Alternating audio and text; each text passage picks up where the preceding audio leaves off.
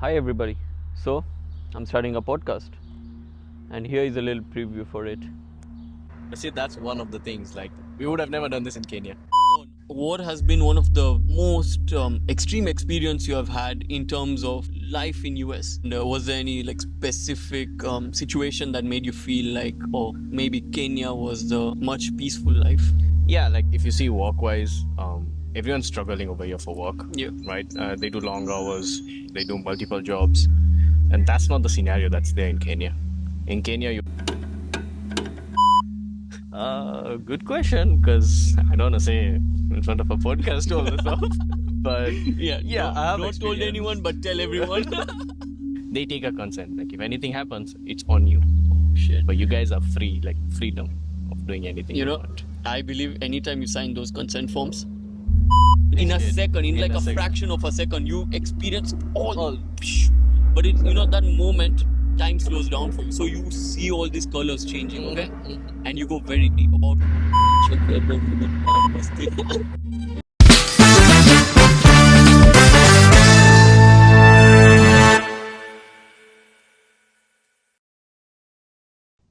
So, hello everyone.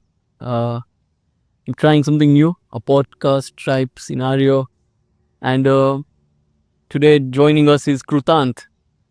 Krutant and I are high school friends, and I think he's had wonderful experiences that he would like to share about his journey within the US. And yeah, think he can take it on. So we've known each other since high school. Yeah, and I've been in US now for like I think 2 years or something. So I'm just here having casual talks with him, and he wanted to do a podcast. So let's see how it goes. Yeah, so some of the experiences I think that Krutant shared with me are very they are quite different and unique. And I think most of us we need to know this side of life also. The struggles we go through, but we end up not telling anyone. And you have had such experiences too, right? Yeah. So after coming here, it's been like 2 years. Yeah. And what has been one of the most extreme experience you have had in terms of life in US? Culture shock. That's definitely culture shock. Because I'm born and brought up in Kenya. It's a complete different culture. Yeah. And US life is more like freedom life. And we've grown up with like mom's beatings. So Yeah. kind of like a constrained life. But yeah, the culture shock was a big thing for me. And was there any specific situation that made you feel like, oh, maybe Kenya was the much peaceful life? Yeah, like if you see work-wise, everyone's struggling over here for work. Yeah. Right? They do long hours, they do multiple jobs, and that's not the scenario that's there in Kenya. In Kenya, you would work maybe let's say Monday to Friday, and Saturday, Sunday you're off, you're relaxing. But when I came here, I started doing work at a food store, like a food store, cooking and all that stuff. So I learned how to make milkshakes and all, which I've never done before.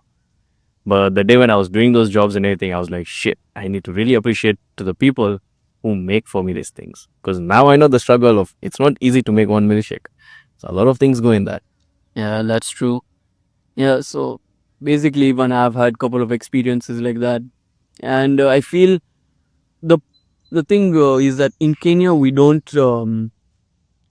don't appreciate so much of the people that work for us. Yeah. The people who work in these stores, we don't appreciate them as much as we should. Once you come to US, there you realize now you are the worker at the store, right? Yeah. And that experience is something everyone should they should go through. They should know. They should go through, they should know. It's a different thing. Like it depends on who the person is and Yeah. everything also. That's some people would take it like, yeah, I'm learning something and everything. Other people take it like, what am I doing in my life? Like a negative way, they get depressed and all that stuff also happens. Yeah, that's true. Yeah, and so have you ever experienced something that you have not told anyone?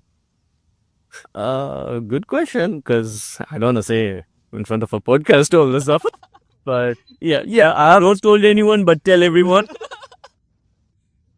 but yeah, I've experienced multiple things like moving to the States. It's not easy.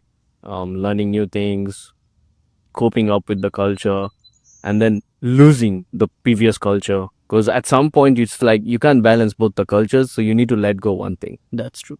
And I think that's what we talked earlier also, like how hard is it like when you give up? Remember that one of the questions that you raised, and that was the main concern. Like you want to be who you are, but at certain point you need to let that person go, because now you're living in a complete different culture. You can stick with some things with you, but other stuffs you need to let it go. That's something like communication. You can't communicate with the way you used to communicate in Kenya with the people over.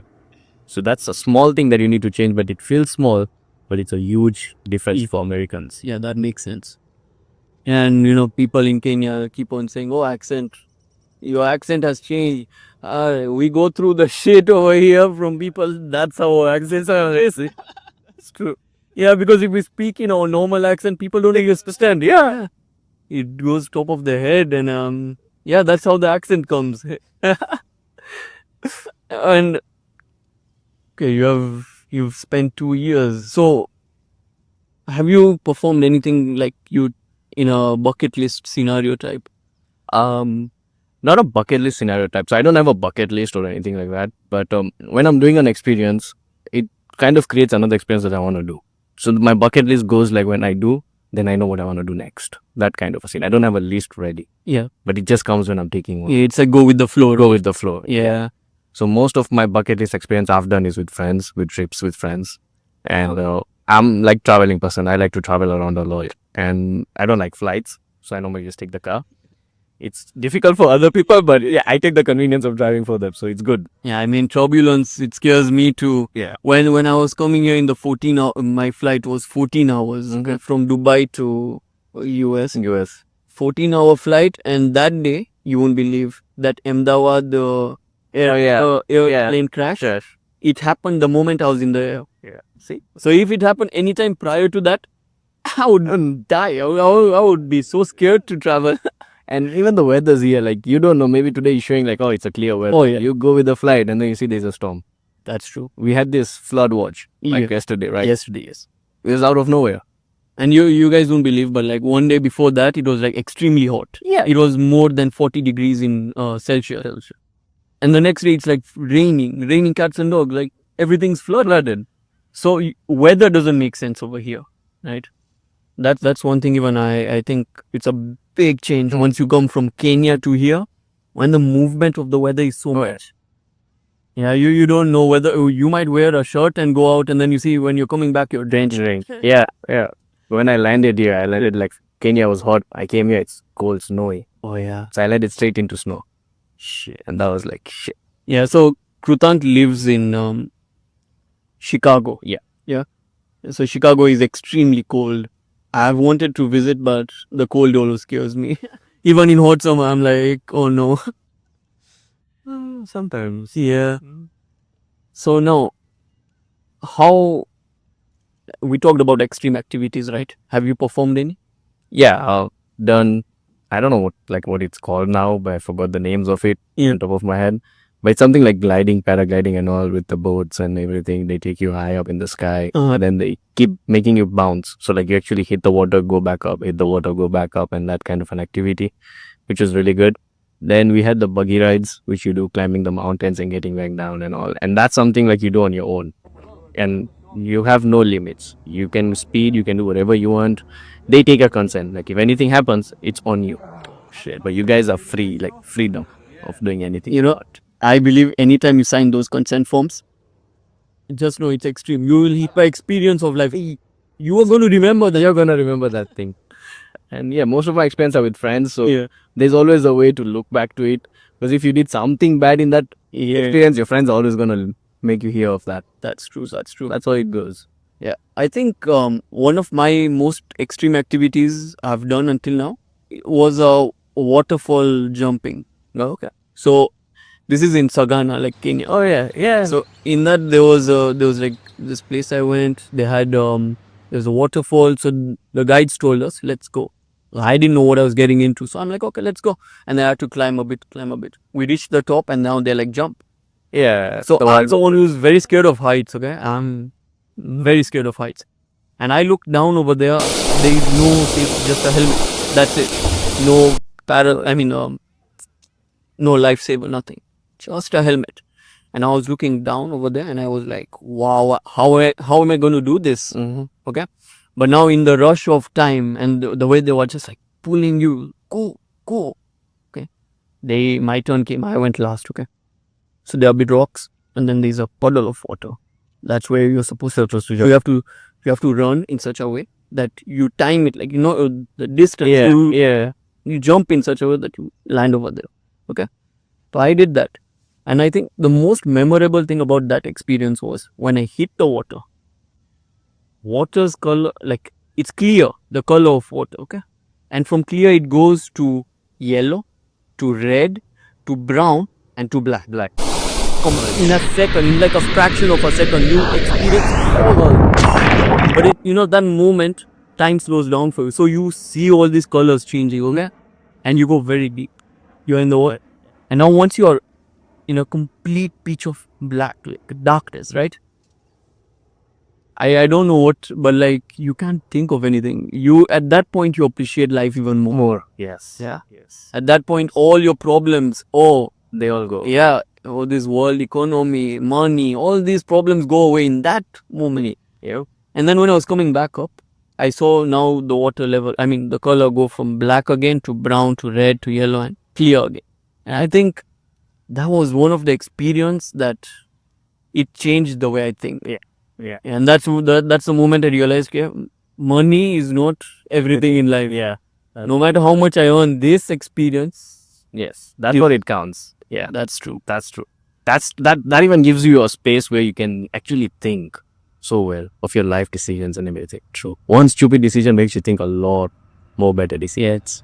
Yeah, stupid decisions. But I mean, when things are not planned, unplanned decisions, those experiences, they change you as a person. They change your behavior. Exactly. This was unplanned. Yeah, this was This was very last. Krutant told me on Tuesday, right? Tuesday he told me that, I'm coming to Jersey. You're in Jersey, right? I'm like, yeah. And at that moment, I'm like, okay, now we have to do something. We skipped the World Cup finals to this. That's great. Yeah. And I think this is what life is about, right? You being out of your comfort zone. Yeah. You won't believe it. I'm very shy. Sultan's very shy. Yeah. And we're still sitting here. We're talking about our life learned experiences. But see, that's one of the things. Like, we would have never done this in Kenya. Oh, no. You're right. That's a point. Yeah. I think US pushes you, like living abroad, living away from your family, right? I think being out of your comfort zone, it pushes you to do extreme stuff. Yeah. Should maybe minute flying ST. Let's hope and say last one. Very good.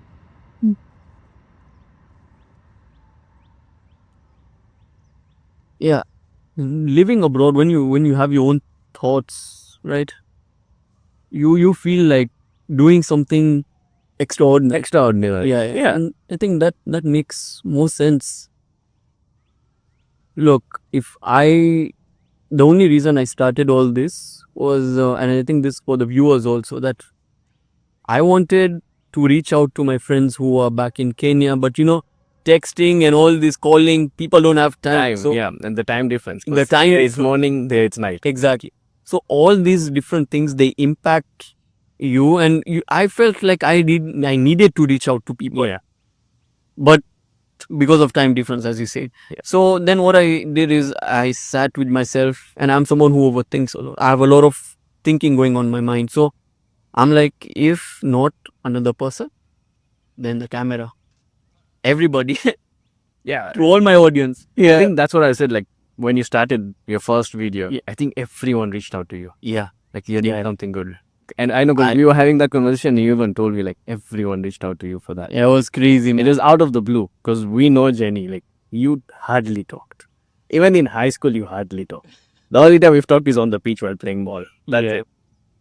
Oh, that's a talk for another day. Yeah. When I come Chicago, we have to talk about that. Oh, yeah. Soccer. Oh, man.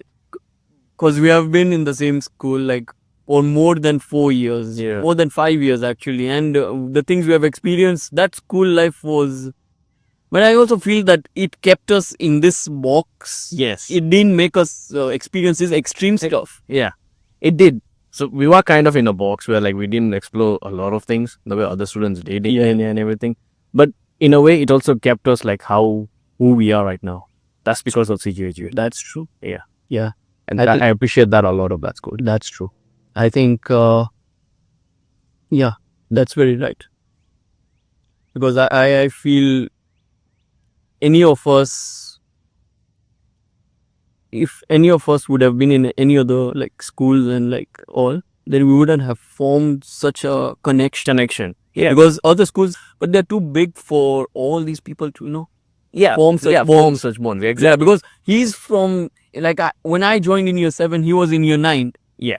And he's 2 years ahead of me, and still Yeah. look we at have us that right connect- now. Yeah. Yeah, that's true. So I feel the bond we created in that small enclosed school, those are much important than the yeah. experiences we should have We done. should have done. That's true. Yeah. But yeah, I think it was wonderful having you, Krutant. Thank you. Yeah, I feel this is the perfect start for my podcast, and people are going to watch this. We're going to rewatch this, and we're going to enjoy this. Enjoy this. Yeah. I missed the World Cup for this. So Yeah, I it have needs to be memorable, it has right? to be memorable. Yeah, I told him we're going to do a podcast, and he was like, "What will I say?" And I'm like, "Just go with the flow." Yeah, but thanks everyone for watching, and I hope you enjoy this and expect more of this. Oh, you guys are gonna have a surprise. I've seen that. And you guys are gonna have a surprise. Yeah, But yeah, thanks. it was nice, man. Yep.